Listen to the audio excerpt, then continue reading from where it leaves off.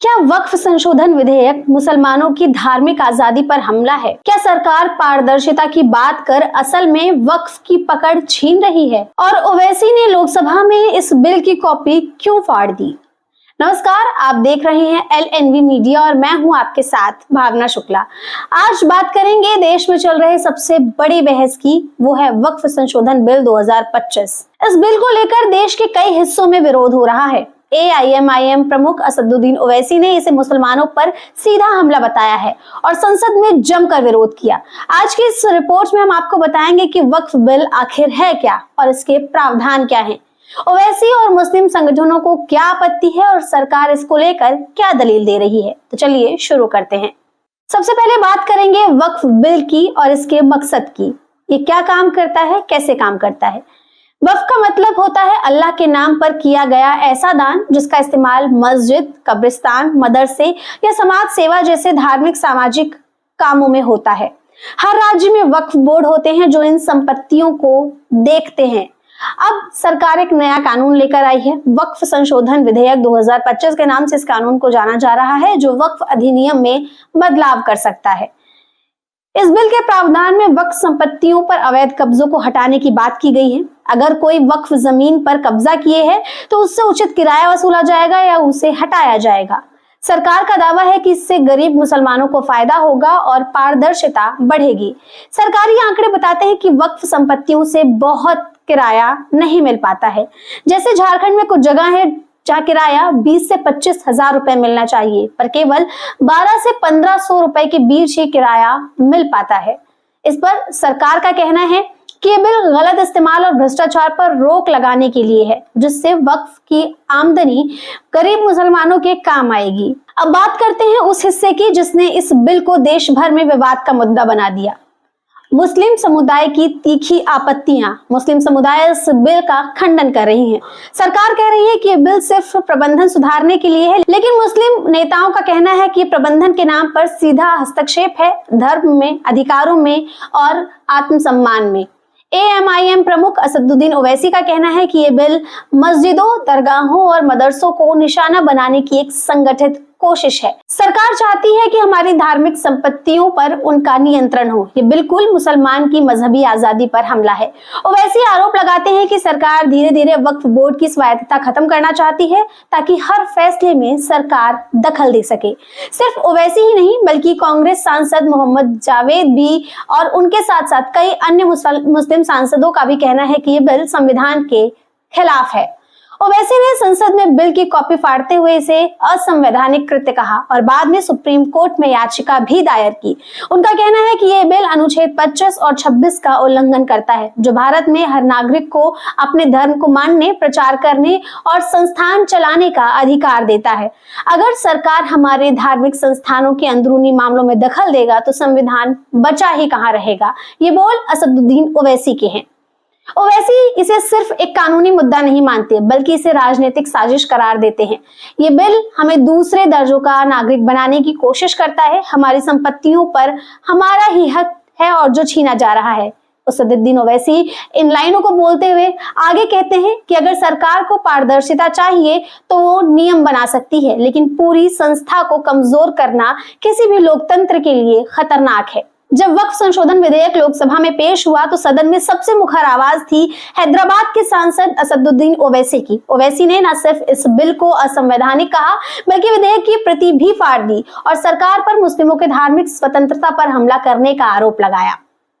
मोदी सरकार हमारी मस्जिद और दरगाहों को निशाना बना रही है। लगातार ऐसी बातें बोलते हुए ओवैसी संसद में इस बिल के खिलाफ विरोध करते नजर आए। ओवैसी ने संसद में दो टूक कहा कि ये कानून देश के सबसे बड़े अल्पसंख्यक समुदाय के खिलाफ है। ये मुसलमानों की धार्मिक, सामाजिक और आर्थिक आजादी को खत्म करने की कोशिश भी है। ओवैसी का दावा है कि ये बिल मुस्लिम संस्थानों को कमजोर करने की सोची समझी रणनीति है ताकि शैक्षणिक, धार्मिक और आर्थिक रूप से मुसलमानों को पीछे धकेला जा सके। उन्होंने इसे अनुच्छेद 14, 25 और 26 का सीधा उल्लंघन बताया। वो कहते हैं जब बाकी धर्मों की संपत्तियों को संरक्षण मिला है तो वक्फ संपत्तियों को क्यों नहीं। ये भेदभाव है। ओवैसी के मुताबिक सरकार मुस्लिम संपत्तियों पर ही नियंत्रण क्यों चाहती है। वक्फ संपत्तियों पर कब्जा वैध करने की चाल ओवैसी का सबसे गंभीर आरोप है। ये बिल अतिक्रमणकर्ताओं को कानूनी सुरक्षा देता है, ऐसा ओवैसी कहते हैं। ओवैसी का कहना है कि अगर किसी ने वक्फ जमीन पर कब्जा कर लिया और कुछ साल बीत गए तो सरकार लिमिटेशन एक्ट के तहत उस पर दावा नहीं कर सकेगी, मतलब कब्जा करने वाला ही उसका मालिक बन जाएगा। ओवैसी ने कहा कि नए प्रावधानों से सरकार वक्फ बोर्ड की संरचना तक बदलने की ताक में है। अब इसमें गैर मुसलमानों की नियुक्ति भी संभव है। तो ऐसे में सवाल उठता है कि क्या ये बोर्ड अब मुसलमानों के हितों की रक्षा कर पाएगा? अब तक अगर वक्फ संपत्ति से जुड़ा विवाद होता था तो कोर्ट या ट्रिब्यूनल में अपील की जाती थी, लेकिन ओवैसी का दावा है इस बिल में वो रास्ता भी बंद कर दिया गया है, यानी मुसलमान अब कानून के रास्ते भी अपनी संपत्ति नहीं बचा पाएगा। निष्कर्ष रूप में ओवैसी का मानना है कि ये सिर्फ एक कानून नहीं बल्कि एक राजनीतिक औजार है जिससे मुसलमानों को उनके मौलिक अधिकारों से वंचित किया जा रहा है। तो यहाँ पर सवाल ये उठता है कि क्या ये बिल कोर्ट में टिक पाएगा या ओवैसी को कानूनी लड़ाई लड़नी पड़ेगी। असदुद्दीन ओवैसी ने संसद में विरोध जताने के बाद अब कानूनी मोर्चा भी छेड़ दिया है। उन्होंने इस बिल को सीधे सुप्रीम कोर्ट में चुनौती दे दी है। उनकी याचिका में कहा गया है कि वक्फ संशोधन बिल 2025 संविधान के मूल ढांचे के खिलाफ है और इससे मुस्लिम समुदाय के मौलिक अधिकारों का हनन होता है। ओवैसी के अलावा कांग्रेस के सांसद मोहम्मद जावेद ने भी सुप्रीम कोर्ट का दरवाजा खटखटाया है। अब सवाल यह है कि क्या अदालत इस बिल को धार्मिक स्वतंत्रता और अल्पसंख्यक अधिकारों के खिलाफ मानेगी या सरकार की नीयत को सही ठहराएगी। सरकार का दावा है कि इस बिल का मकसद किसी भी धर्म या समुदाय को निशाना बनाना नहीं बल्कि सुधार और पारदर्शिता लाना है। सरकारी बयान के अनुसार देश में हजारों वक्फ संपत्तियां ऐसी हैं जिन पर या तो कब्जा है या उनसे बहुत कम किराया वसूला जा रहा है। इस बिल से हम ऐसी संपत्तियों को मुक्त कर गरीब मुसलमानों के कल्याण में इस्तेमाल करना चाहते हैं। सरकार के मुताबिक झारखंड जैसे राज्यों में 25,000 रुपए किराए की संपत्ति में सिर्फ 1,500 रुपए किराया मिल रहा है। इससे बदलना जरूरी है ताकि गरीब मुसलमान भाइयों का लाभ हो सके। इमाम साजिद राशिद जो खुद एक मुस्लिम धर्मगुरु हैं, वो इस बिल के पक्ष में खड़े हैं। उनका कहना है कि इस बिल का विरोध वही कर रहे हैं जो वक्फ की संपत्ति पर कब्जा जमाए बैठे हैं। उनके मुताबिक अगर वक्फ संपत्तियों का सही तरीके से आय की जाए तो गरीब मुस्लिमों की शिक्षा, स्वास्थ्य और कल्याण में बेहतरी होगी और सुधार होगा। वहीं मौलाना तहजीब भी सरकार के कदम को सही मानते हैं। वो कहते हैं कि वक्फ संपत्तियों से जो किराया मिलना चाहिए वो नहीं मिल रहा है। अगर बेहतर प्रबंधन होगा तो फायदा पूरे समुदाय को होगा। वक्फ संशोधन विधेयक 2025 पर चल रही बहस केवल धार्मिक या संवैधानिक अधिकारों तक सीमित नहीं है। ये एक बड़ा पहलू है वक्फ संपत्तियों के प्रबंधन और पारदर्शिता का। इस बिल का विरोध करने वाले दलील दे रहे हैं। बिल के विरोधियों का मानना है कि सरकार पारदर्शिता के नाम पर वक्फ बोर्ड की स्वायत्तता का सीधा हमला कर रही है। वो कहते हैं कि ये बिल धार्मिक संस्थानों के संचालन में सरकारी दखल को बढ़ावा देगा, जिससे वक्फ अपनी कोई भी मूल भूमिका निभाने में सक्षम नहीं रहेगा। असदुद्दीन ओवैसी और अन्य मुस्लिम नेता आकांक्षा जताते हैं कि इस विधेयक के जरिए सरकार वक्फ संपत्तियों को अपने नियंत्रण में लेने का कानूनी रास्ता बना रही है। इसके अलावा वो ये भी कहते हैं कि वक्फ बोर्ड के सदस्य चयन में गैर मुस्लिम हस्तक्षेप की गुंजाइश से समुदाय की स्वतंत्रता को ठेस पहुंचेगी। का ये भी तर्क है कि मौजूदा प्रणाली में जो भी कमियां हैं उन्हें मुस्लिम नेतृत्व के साथ संवाद करके सुधारा जाना चाहिए था, न कि एक तरफा कानून बनाकर। वहीं इस बिल के समर्थकों का कहना है कि वक्फ संपत्तियों के मौजूदा प्रबंधन में भारी भ्रष्टाचार और पारदर्शिता में भारी कमी है। का दावा है कि हजारों करोड़ की वक्फ संपत्तियों का या तो बेहद कम किराए पर दी गई है या फिर उन पर अवैध कब्जे हैं।